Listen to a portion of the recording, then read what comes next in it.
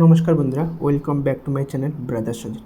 আজকে এই ভিডিওতে আমি বিস্তারিত আলোচনা করছি তোমরা যারা 2024 এএনএম জিএনএমে অ্যাপ্লিকেশন করেছো, অর্থাৎ জয়েন্ট এন্ট্রান্স এক্সামিনেশনের আন্ডারে এএনএম জিএনএম কোর্সে তোমরা যারা আবেদন করেছো, তোমরা যারা এবারে ভর্তি হবে। তো ভর্তি হওয়ার আগে তোমাদের কিছু কনসার্ন করে দিতে চাই, তোমাদের কিছু জানিয়ে রাখতে চাই যে কোন কোর্সটা করলে বেটার হবে, এএনএম করলে বেটার হবে না জিএনএম করলে বেটার হবে। তোমরা জানো তোমাদের এক্সাম খুব তাড়াতাড়ি চলে আসছে, বেশি দিন নেই, মোটামুটি প্রায় 1.5 মাসের মতো। 14ই জুলাই তোমাদের কিন্তু এক্সাম। কোয়ালিফিকেশান এইচএস পাস, তোমরা অনেকেই অ্যাপ্লিকেশন করেছো এবং অনেক স্টুডেন্ট যারা এইচএস সদ্য পাস করেছে তোমরাও কিন্তু এই জিএনএম করার জন্য অনেকেই তোমরা ফর্ম ফিল আপ করেছো বা কেউ তোমরা ডিসিশান নিয়েছো তোমরা বাইরের স্টেটে গিয়ে তোমরা কিন্তু জিএনএমটা করবে। তো বাইরের স্টেটে যাও বা এই স্টেটে আমাদের ওয়েস্ট বেঙ্গলেই তোমরা জিএনএম এএনএম করো না কেন, কোন কোর্সটা করলে সবথেকে বেটার হবে, তো সেই বিষয়ে তোমাদের সামনে আমি আলোকপাত করতে চাই যে এই কোর্সে গেলে বেটার হবে না ওই কোর্সে গেলে বেটার হবে, এবং সেই ডিসিশন তোমাকে নিজেই নিতে হবে। এবং এই ভিডিওর মাধ্যমে তোমরা সমস্ত বিস্তারিত আলোচনা শোনার পর তোমরা নিজেরাই ডিসিশন নিতে পারো কোন কোর্সে যাবে। তো মেনলি যেটা হচ্ছে যে জিএনএম এবং ইএনএম যে কোর্স রয়েছে সেই কোর্সে আমাদের জয়েন্ট এন্ট্রান্স এক্সামিনেশন বোর্ড কিন্তু এবারে আমাদের 14ই জুলাই কিন্তু এক্সামিনেশন কন্ডাক্ট করছে। তো যাই হোক না কেন, তোমরা কিন্তু অনেকেই ফিল আপ করেছো। তো জিএনএম এএনএম দুটার মধ্যে পার্থক্য কোথায় এবং কোথায় কোথায় চাকরির সুযোগ রয়েছে তো দেখে নাও। এএনএম এএনএম এক নম্বর হচ্ছে এএনএম। এএনএম হচ্ছে 2 বছরের কোর্স, এইচএস পাশের পরে এটা কিন্তু তোমরা করতে পারো। অন্যদিকে জিএনএম তোমাদের প্রায় ডিপ্লোমা কোর্স, সেটা হচ্ছে 3 বছরের। এএনএম শুধুমাত্র আমাদের ওয়েস্ট বেঙ্গলে সরকারিভাবেই হয় এবং সেটা চাকরিতে সুযোগ রয়েছে। যারা চাকরি করবে এএনএমের, সেক্ষেত্রে কমিউনিটি লেভেলে চাকরি করে তারা শুধুমাত্র কিন্তু গভর্নমেন্ট থেকে পাস আউট, অর্থাৎ আমাদের ওয়েস্ট বেঙ্গল থেকে গভর্নমেন্ট যে ইনস্টিটিউটগুলো রয়েছে এএনএমের, সেখান থেকে পাস আউট হলেই তবেই কিন্তু তোমরা চাকরি পাবে। অন্যদিকে প্রাইভেট এবং আমাদের যে গভর্নমেন্ট সিট মেলে, গভর্নমেন্ট প্রায় 3000 এবং প্রাইভেট প্রায় 12,000, টোটাল প্রায় 250টা ইনস্টিটিউট রয়েছে। 250, ঠিক আছে, 250 ইনস্টিটিউট আমাদের ওয়েস্ট বেঙ্গলে হয়ে গেছে, যেখানে ক্যান্ডিডেট সংখ্যা প্রায় 15,000।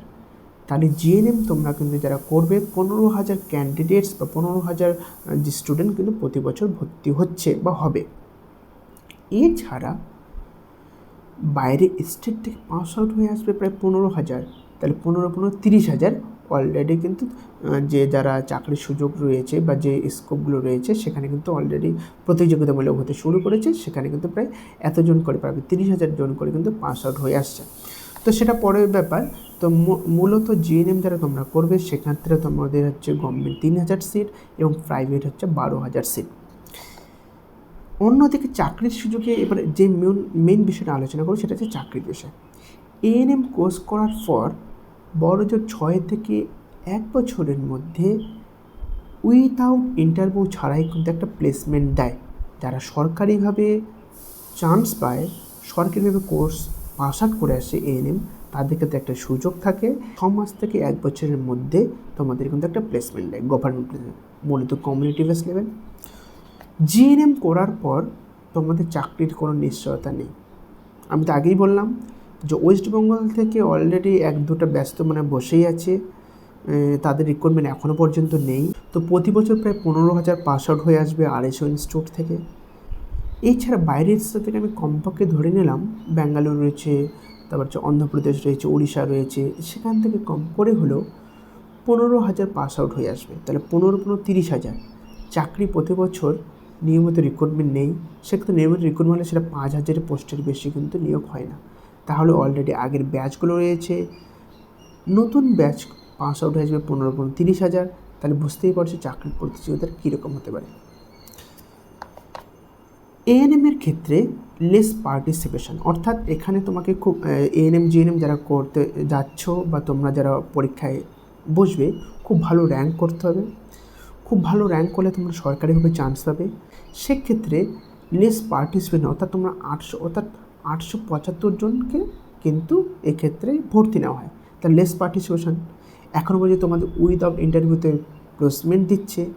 অন্যদিকে যেটা আমি আগেই বললাম, জিএনএমদের ক্ষেত্রে স্টাফ নার্স গ্রেডেতে তোমরা যে করো, এছাড়া সিএইচও রয়েছে, কন্ট্রাকচুয়াল এনইউএমগুলোতে রয়েছে স্টাফ নার্সে, সেক্ষেত্রে কিন্তু হিউজ অ্যামাউন্টের কিন্তু একটা স্টুডেন্ট বা ক্যান্ডিডেটস কিন্তু অ্যাপ্লাই করে থাকে।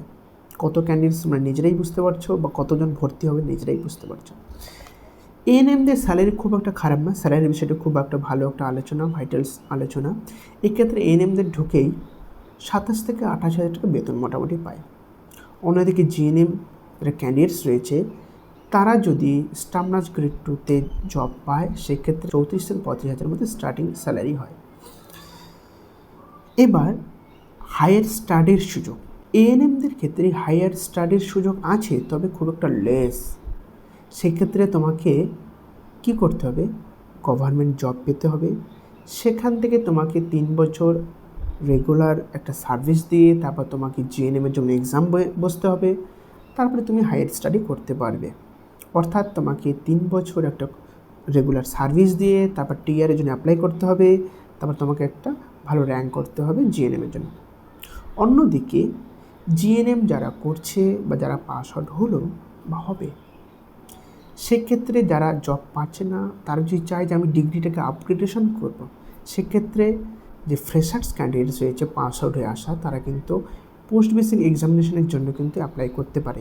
এছাড়া বাইরের স্টেট থেকেও করতে পারে। এক্ষেত্রে কিন্তু একটা হায়ার স্টাডির সুযোগ রয়েছে পোস্ট বেসিক, সেক্ষেত্রে 2 বছরে। অন্যদিকে পোস্টিং প্লেস এএনএমদের ক্ষেত্রে হচ্ছে কমিউনিটি লেভেল, আর জিএনএম যারা জব পাচ্ছে বা জব পাবে তাদের পোস্টিং লেভেল হচ্ছে কমিউনিটি লেভেলেও হতে পারে, হসপিটাল লেভেলেও হতে পারে। কমিউনিটি লেভেল এই কারণেই বলছি, সিএইচও বলে এখন নতুন পোস্ট তৈরি হচ্ছে, কমিউনিটি হেলথ অফিসার, সেটার ক্ষেত্রে কিন্তু কমিউনিটি লেভেলেই তোমাদের কিন্তু পোস্টিং দেওয়া হয়। তো এই হলো মূলত আলোচনা। তোমাদের মূল আলোচনায় কিন্তু আমি আরেকবার পয়েন্ট আউট করছি, এএনএম 2 বছর, জিএনএম 3 বছর। এএনএমের সিট কিন্তু খুব লেস, 1000-এর নিচে 875। জিএনএমের কিন্তু প্রচুর ক্যান্ডিডেটস কিন্তু করতে পারে। জিএনএম চাকরির নিশ্চয়তা কিন্তু খুব একটা নেই, এবং চাকরিতে নিশ্চয়তা থাকলেও খুব ভালো মার্কস তুলতে হবে কোর্স টাইমে। এছাড়াও তোমাকে সেই লেভেলে প্রিপারেশান নিতে হবে।